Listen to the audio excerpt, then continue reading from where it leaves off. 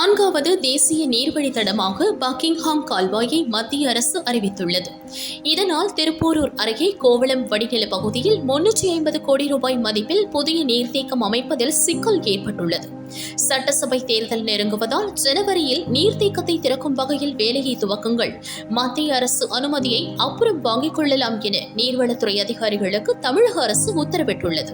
சென்னை மக்களின் குடிநீர் தேவை புழல், பூண்டி, சோழவரம், செம்பரப்பாக்கம், தேர்வாய் கண்டிகை, வீராணம் ஆகிய ஏரிகள் வாயிலாக பூர்த்தியாகிறது. இந்த ஏரிகள் 13.2 TMC கொள்ளளவு உடையவை. விரிவாக்கம் செய்யப்பட்ட பகுதிகளால் சென்னையின் குடிநீர் தேவை அதிகரித்து வருகிறது. இதனால் கூடுதல் நீராதாரங்களை உருவாக்க வேண்டிய கட்டாயம் ஏற்பட்டுள்ளது. இதற்காக திருப்போரூர் அருகே பக்கிங்ஹாம் கால்வாயை ஒட்டி கோவளம் வடிநில பகுதியில் 350 கோடி ரூபாய் மதிப்பில் புதிய நீர்த்தேக்கம் அமைக்கப்படும் என இந்த ஆண்டு மார்ச்சில் தமிழக பட்ஜெட்டில் அரசு அறிவித்தது. கிழக்கு கடற்கரை சாலை மற்றும் பழைய மாமல்லபுரம் சாலைகளுக்கு மத்தியில் இந்த புதிய நீர்த்தேக்கம் அமைய உள்ளது. இதற்காக தமிழக உப்பு நிறுவனம் உட்பட அரசிற்கு சொந்தமான 4735 ஏக்கர் நிலங்கள் கையகப்படுத்தப்பட உள்ளன. இந்த நிலங்கள் கேளம்பாக்கம், தையூர், திருப்போரூர், காலவாக்கம், நெமேலி ஆகிய கிராமங்களை ஒட்டி அமைந்துள்ளது. வடகிழக்கு பருவமழை காலங்களில் மானாமதி, சிறுதாவூர், தையூர், மணவேடு, காலவாக்கம் உள்ளிட்ட 69 ஏரிகளில் இருந்து வெளியேறும் வெள்ள நீர் இங்கு தேங்குகிறது. ஆண்டுதோறும் 2.97 TMC நீர் அங்கு தேங்கி வீணாகி பக்கிங்ஹாம் கால்வாய் வாயிலாக கடலில் கலப்பதாக ஆய்வு வாயிலாக உறுதி செய்யப்பட்டுள்ளது. இந்த பகுதியில் 1.60 TMC நீரை சேமிக்கும் வகையில் புதிய நீர்த்தேக்கம் அமைய உள்ளது.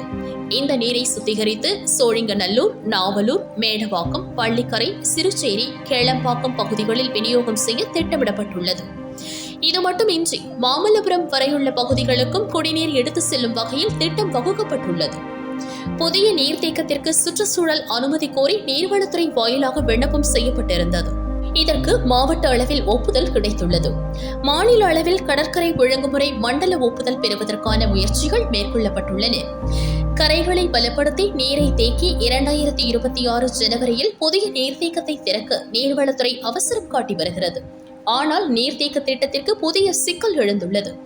இதுகுறித்து நீரியல் வல்லுநர் ஒருவர் கூறியதாவது: நாடு முழுவதும் உள்ள முக்கிய நீர்வழி தடங்களில் படகு போக்குவரத்தை துவங்க மத்திய ஜல் சக்தி அமைச்சகம் திட்டமிட்டுள்ளது. இதற்காக 4வது தேசிய நீர்வழி தடமாக பக்கிங்ஹாம் கால்வாய் அறிவிக்கப்பட்டுள்ளது. இதில் நீர்த்தேக்கம் அமைக்க வேண்டும் என்றால் மத்திய ஜல் சக்தி அமைச்சகம் ஒப்புதல் பெற வேண்டும். இதுகுறித்து அரசிடம் எடுத்துரைக்கப்பட்டுள்ளது. இத்திட்டத்தை அறிவித்துவிட்டு இப்போது ஒப்புதல் கேட்டால் கிடைக்காது. எனவே சப்தம் இல்லாமல் பணியை செய்யுங்கள், அனுமதியை அப்புறம் வாங்கிக் கொள்ளலாம் என அரசின் முக்கிய அதிகாரி ஒருவர் ஆலோசனை கூறியுள்ளார். அடுத்த ஆண்டு துவக்கத்தில் சட்டசபை தேர்தல் நடக்க உள்ளதால் ஜனவரி மாதத்திலேயே புதிய நீர்த்தேக்கத்தை திறக்கவும் ஆலோசனை வழங்கப்பட்டுள்ளது. சப்தம் இல்லாமல் பணியை இப்போது துவக்கினாலும் கடற்கரை ஒழுங்குமுறை மண்டல அனுமதி பெறும்போது இந்த தகவல் அம்பலமாகி அரசுக்கு சிக்கலை ஏற்படுத்தும். மேலும் புதிய நீர்த்தேக்கம் அமைய உள்ள இடத்தில் மழை நீருடன் கடல் நீர் தேங்கி சங்கமிக்கும். இந்த நீர்த்தேக்கத்தில் நல்ல நீரை எப்படி பிரித்து தேக்கப் போகின்றனர் என்று தெரியவில்லை. இவ்வாறு அவர் கூறினார்.